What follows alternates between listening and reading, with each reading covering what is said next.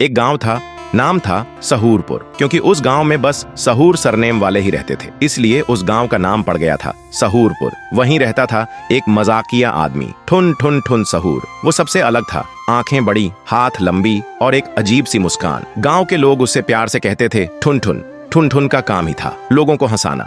एक दिन गांव में मेला लगा। मेले में सब आए थे, बड़े झूले, बच्चों के झूले, चूरन, पॉपकॉर्न, सब। ठुन ठुन भी बड़े आराम से मेला घूम रहा था। तभी उसकी नजर पड़ती है एक बोर्ड पे, बोलने वाला मुर्गा, सिर्फ 10 रुपये में। ठुन ठुन सोचता है, अरे भाई, अगर 10 रुपये में बोलने वाला मुर्गा मिल गया तो कल से मैं तो मिनिस्टर बन जाऊंगा रे। फिर वो बोर्ड वाले को 10 रुपये देता है और बोलता है, भैया एक बोलने वाला मुर्गा देना। बोर्ड वाला एक पुराना सा मुर्गा उसे थमा देता है, जो देखने में थोड़ा दुखी सा लग रहा था, जैसे उसकी गर्लफ्रेंड छोड़ गई हो। ठुन ठुन मुर्गा को घर ले आता है और बोलता है, चल रे अब बोल, अब देखता हूँ तू क्या बोलता है। मुर्गा मुंह खोलता है, जमींदार हरामखोर है। ठुन ठुन सुनते ही चिल्ला पड़ता है, ओए ये तो सच्ची में बोलता है रे। मुर्गा फिर बोलता है, और गांव के सरपंच ने स्कूल का पैसा चुराया है। ठुन ठुन सोचता है, अरे भाई, ये मुर्गा तो पूरा न्यूज चैनल निकला। अगले दिन ठुन ठुन रोड के किनारे पे चिल्ला चिल्ला के बोल रहा था, सच बोलने वाला मुर्गा, सच सुनना है तो बस 2 रुपए का टिकट लो। थोड़ी देर में लोगों का भीड़ लग जाता है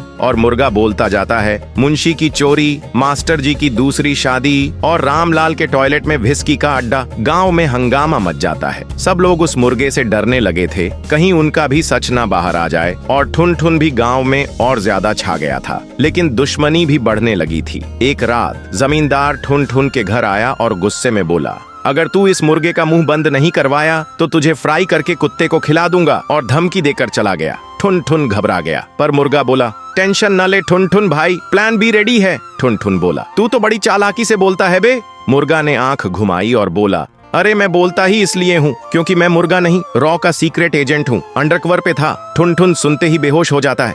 फिर अगले दिन रॉ वाले आए और मुर्गे को हेलीकॉप्टर में बिठा के ले गए, और ठुन ठुन गांव के बीच में अकेले बैठा था, एक नोट के साथ। नोट पे लिखा था, थैंक यू ठुन ठुन, देश के लिए काम आया, लेकिन तेरे लिए एक असली मुर्गा छोड़ के जा रहा हूँ, वो सिर्फ कुकड़ूकू बोलेगा।